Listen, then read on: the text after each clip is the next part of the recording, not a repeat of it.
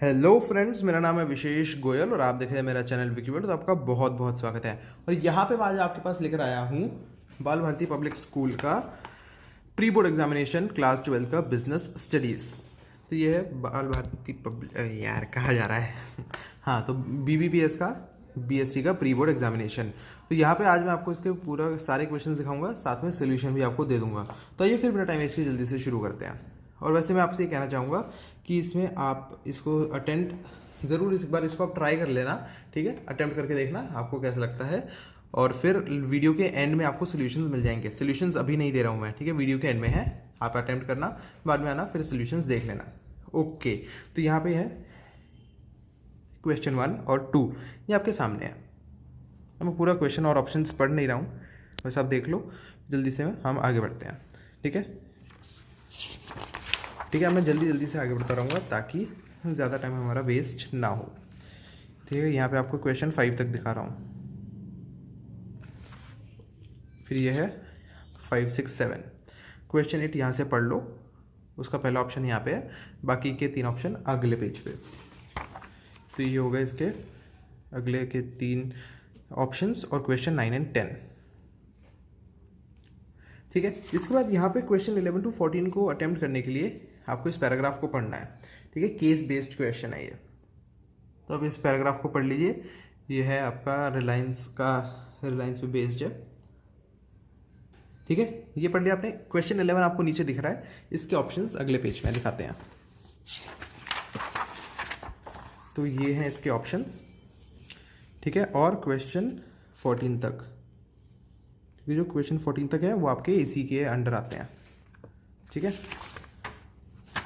Okay, 14 तक हो गए। उसके बाद आपके हैं ये 15 और 16। 15 में 2 आपको ऑप्शन मिल जाएगी, अब जो करना चाहो कर सकते हो, ठीक है। फिर 16th है, 16th में भी आपको ऑप्शन है, तो आप इसको देख लो। एक तो ये हो गया, फिर और में आपको ये मिलेगा एक क्वेश्चन, ये, ठीक है ना। उसके बाद फिर से एक केस बेस्ड क्वेश्चन है जो आपको 17 to 20 अटेम्प्ट करना है। तो पहले आप ये केस स्टडी देख लो। तो केस स्टडी कुछ इस तरीके से है, हाथी छाप कंपनी की है, और फिर ये उसके नीचे के 4 क्वेश्चन 17, 18, 19, 20। इन चारों क्वेश्चंस को आपको इस केस पे अटेम्प्ट करना है बेसिस पे। तो यहाँ पे हो गए आपके सारे MCQ। 8 पेजेस का पेपर है, जिसमें से 5 पेज तो किसके हैं, MCQ है। Okay, so moving on to question number 21, ठीक है। ये आपका 21 है, जिसमें आपको एक चॉइस मिल जाती है, जिसमें आपको पहला मार्केट को आइडेंटिफाई करना है और उसके कुछ फंक्शंस बताने हैं, ठीक है। जो और वाला क्वेश्चन है उसमें आपको सेबी के बारे में फंक्शंस और ऑब्जेक्टिव्स देने हैं। क्वेश्चन 22 है, उसमें भी आपको ऑप्शन मिलती है, जिसमें पहले में आपको कंसेप्ट आइडेंटिफाई करना है और दूसरे में आपको एक स्टेटमेंट दिए, उस पर आपको कमेंट करके बताना है। फिर आता है आपका क्वेश्चन नंबर 23, ठीक है, बेनिफिट्स ऑफ फंक्शन आइडेंटिफाइड। 24, फिर आपका 25, ठीक है। इसमें आपको वर्किंग कैपिटल रिक्वायरमेंट के फैक्टर्स बताने जो अफेक्ट करेंगे। 26, ये है आपका क्वेश्चन 26। फिर ये है आपका यहाँ पे क्वेश्चन 27, जस्ट अ सेकेंड, इसको थोड़ा ऊपर करते हैं, हाँ। क्वेश्चन 27 और क्वेश्चन 28 आपको इसी पेज पे दिख रहे हैं, ठीक है। फिर ये आ गया आपको नीचे क्वेश्चन 29, जिसमें आपको एक चॉइस मिलती है, ये मैस्लो वाला है, और नीचे आपका इंसेंटिव्स है। फिर आता है आपका क्वेश्चन 30, जिसमें भी आपको एक और चॉइस मिलती है। एक तो आपका डिसीजन का क्वेश्चन है, दूसरे में आपको डिसीजन का आपको आइडेंटिफाई करना है कि डिसीजन कौन सा है, ठीक है। उसके बाद यहाँ पे आता है आपके पास क्वेश्चन, अच्छा यहाँ पे खत्म होता है 30th, ठीक है, ये उसकी एंडिंग ऐसी है। फिर आता है क्वेश्चन 31, यहाँ पे ये है। फिर क्वेश्चन 32, जिसमें आपको एक चॉइस देखने को मिलती है, तो आप दोनों में से कोई भी अटेम्प्ट कर सकते हो। फिर आपका क्वेश्चन 33, जिसमें आपको टेक्निक्स या फिर प्रिंसिपल्स आइडेंटिफाई करने हैं मैनेजमेंट के। फिर है क्वेश्चन 34, लास्ट क्वेश्चन, इसमें भी आपको एक चॉइस देखने को मिलती है, जो है आपको एक फंक्शन आइडेंटिफाई करके उसके स्टेप्स बताने हैं, और दूसरा जो ऑप्शन है उसमें आपको फंक्शन आइडेंटिफाई करके उसके फीचर्स बताने हैं, ठीक है, तो ये है इसके बेसिकली क्वेश्चंस। अब मैं इसके आपको आंसर्स दे देता हूँ। तो सबसे पहले मैं आपको यहाँ पे एमसीक्यू के आंसर्स दे देता हूँ, साथ के साथ मार्क करता जाऊँगा।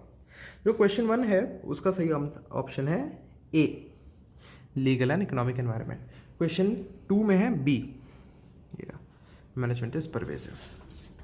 फिर आते हैं हम क्वेश्चन नंबर 3 की तरफ, जिसका करेक्ट ऑप्शन है सी, इंटर रिलेटेडनेस।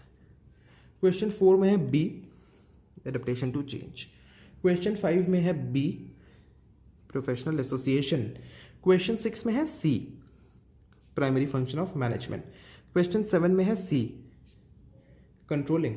क्वेश्चन 8 में है आपका B, helps in assisting in planning and policy formulation. Question 9 में है आपका डी, कंट्रोलिंग। क्वेश्चन 10 में है आपका C, nature of relationship of our country with foreign countries. फिर आता है आपका केस बेस्ड वाला, जिसमें आपका क्वेश्चन 11 है कौन सी टाइप की मार्केट है, तो इसमें है आपका ऑप्शन ए, कैपिटल मार्केट। ठीक है, फिर आता है 12th, जिसका करेक्ट ऑप्शन है बी, प्राइवेट प्लेसमेंट। 13th में भी बी है, राइट्स इशू। 14th में सी है, बोथ ए एंड बी। फिर आपका आता है क्वेश्चन 15, जिसमें अगर आपने पहला वाला अटेम्प्ट किया है तो उसका करेक्ट ऑप्शन है सी, में number of employees increase from top to bottom. अगर आपने दूसरा वाला अटेम्प्ट किया तो उसका ऑप्शन है बी, डेलीगेशन ऑफ अथॉरिटी। पता है क्वेश्चन 16, जिसमें अगर आपने पहला वाला अटेम्प्ट किया तो उसमें सही आंसर है सी, लेबलिंग। अगर आपने दूसरा वाला अटेम्प्ट किया है तो उसका ऑप्शन है बी, प्रमोशन। फिर से आपका केस बेस्ड क्वेश्चन आते हैं 17 से 20 तक। 17th का है D, societal marketing philosophy. 18th में है सी, प्राइसिंग ऑब्जेक्टिव्स। 19th में है ए, ब्रांडिंग। 20th में है सी, पब्लिक रिलेशंस। तो ये तो आपके हो गए एमसीक्यूज के आंसर। ठीक है, अब इसके बाद मैं आपके साथ डिस्कस करूंगा कि बाकियों के आंसर्स क्या होंगे। तो क्वेश्चन 21 में तो आप काफ़ी हद तक ये डायरेक्ट क्वेश्चन है, आप बढ़िया आसानी से लिख सकते हो कि ए पे तो आपका हो जाएगा development function to educate investors, और जो आपका सेकंड ऑब्जेक्टिव वाला है उसमें आप 2 ऑब्जेक्टिव लिख सकते हो, जैसे to regulate and control capital market, to protect the rights and interest of investors, ऐसे करके आप 2 लिख सकते हो। जो आपका क्वेश्चन 22 है, ठीक है, इसमें आपका है कंसेप्ट जो आइडेंटिफाई किया है वो है मैनेजमेंट बाय एक्सेप्शन। ठीक है, तो यहाँ पे हमने आइडेंटिफाई किया है ये पहले वाले का, मैनेजमेंट बाय एक्सेप्शन। आपको इसी को एक्सप्लेन करना है, एग्जाम्पल के थ्रू एक्सप्लेन करना है, तो वो तो आप एनसीईआरटी में से देख के कर लेना, तो आप काफ़ी आसानी से कर पाओगे। 23 की अगर मैं बात करूँ तो ये यहाँ पे है फंक्शन स्टाफिंग, और इसका आपको कुछ बेनिफिट्स लिखने हैं। क्वेश्चन 24, तो जो 24 है इसमें आपको मैनेजमेंट इज आर्ट और नॉट, बहुत ही डायरेक्ट क्वेश्चन है, तो आर्ट के आपको जो 3 फीचर्स हैं उसको एक्सप्लेन कर दो, मैनेजमेंट में कैसे एप्लीकेबल है वो बता दो। ठीक है, फिर आता है आपका क्वेश्चन 25। जो क्वेश्चन 25 है उसमें आपको factors affecting working capital requirements लिखने हैं, तो ये भी बिल्कुल डायरेक्ट क्वेश्चन है, आप बड़े आराम से लिख सकते हो। फिर आता है क्वेश्चन 26। अगर मैं राइट की बात करता हूँ तो जो राइट वायलेट हुआ है वो है आपका राइट टू इन्फॉर्मेशन। ठीक है, आपको इसे एक्सप्लेन करना है। और रिस्पॉन्सिबिलिटीज़ जो होती हैं सागर की, क्या रिस्पॉन्सिबिलिटीज़ बनती है, तो आपको जो एनसीईआरटी में दिया हुआ ना, रिस्पॉन्सिबिलिटीज़ ऑफ अ कंज्यूमर, जैसे ensure a fair deal, read the labels carefully, be honest in your dealings, like that, आपके वो सारे आ जाएंगे। फिर आता है आपका क्वेश्चन 27, इसमें है एस्टिमेटिंग मैन पावर रिक्वायरमेंट। ये स्टेप यहाँ पे आइडेंटिफाई किया गया है, उसका पूरा एक्सप्लेन कर दो। ठीक है, फिर जो पार्ट बी अगर आप अटेम्प्ट, जो पार्ट बी है नेक्स्ट 2 स्टेजेस, तो एस्टिमेटिंग मैन पावर रिक्वायरमेंट के बाद आता है पहला रिक्रूटमेंट और उसके बाद सिलेक्शन। इन दोनों को लिख देना, चाहो तो इनके बारे में एक एक लाइन भी लिख सकते हो, लिख दो तो अच्छा ही है। फिर आता है आपका क्वेश्चन 28 रिया वाला, जिसमें आपके 2 पार्ट्स हैं, ए और बी। तो जो स्टाइल रिया यूज़ करती है वो डेमोक्रेटिक है। यहाँ पे काफ़ी बच्चों को कन्फ्यूजन हुआ होगा कि उनको लगा होगा कि फ्री रेन है, फ्री रेन है। अब देखो इसमें ये लिखा है ना कि she encourages them to set their own objectives and take decisions, she respects their opinions and support them। अब देखो उसमें क्यों उनको डिसीजन लेने में उनको वो तो करती है कि हाँ एनकरेज करती है, उनके ओपिनियंस को रिस्पेक्ट करती है, सपोर्ट करती है। ठीक है, लेकिन उसमें ये नहीं कहा है कि वो सारे डिसीजन खुद ही लेते हैं, उनके ओपिनियंस को एक्सेप्ट करती है, रिस्पेक्ट करती है, तो मतलब उनके ओपिनियन सुनती है, तो ये डेमोक्रेटिक है, उनके ओपिनियन सुन के डिसीजन ले रही है। ठीक है, तो ये डेमोक्रेटिक है। ठीक है, और positive aspects of informal communication explain करना है आपको बी पार्ट में, तो आप कर दोगे। फिर आता है आपका क्वेश्चन 29। इसमें मैस्लो वाला जो है उसमें बड़े आराम से आप सारा एक्सप्लेन कर दोगे कि ये कौन कौन सी नीड्स हैं, कैसे कैसे हैं, आप सारा कुछ बड़े आराम से एक्सप्लेन कर सकते हो। फिर आपका क्वेश्चन 30 की अगर मैं बात करता हूँ, इसमें ना ये है आपका कैपिटल बजटिंग डिसीजन। ये मैं आपको पहले वाले का बता रहा हूँ। ये जो पहला वाला है इसमें आपका इन्वेस्टिंग डिसीजन है, capital budgeting decision, factors affecting आप कुछ भी लिख दो, जो बहुत सारे होते हैं जैसे cash flow position, risk involve वगैरह वगैरह। फिर आता है आपका क्वेश्चन 31। Just a second. जो क्वेश्चन 31 है इसमें हो सकता है कुछ लोगों को दिक्कत आई हो। इसका आंसर है डेलीगेशन। जो कंसेप्ट इसमें आइडेंटिफाई करना है वो आप आइडेंटिफाई करोगे डेलीगेशन, और उसके आपको कुछ बेनिफिट्स लिख देने हैं, ठीक है। तो बस कुछ लोग आइडेंटिफाई करने में दिक्कत करते हैं, तो ऑर्गेनाइजिंग नहीं होगा इसमें, डेलीगेशन है, ठीक है। अगर आइडेंटिफाई कर लेते तो बहुत ही अच्छी बात है। फिर है क्वेश्चन 32, इंपॉर्टेंस ऑफ पैकेजिंग।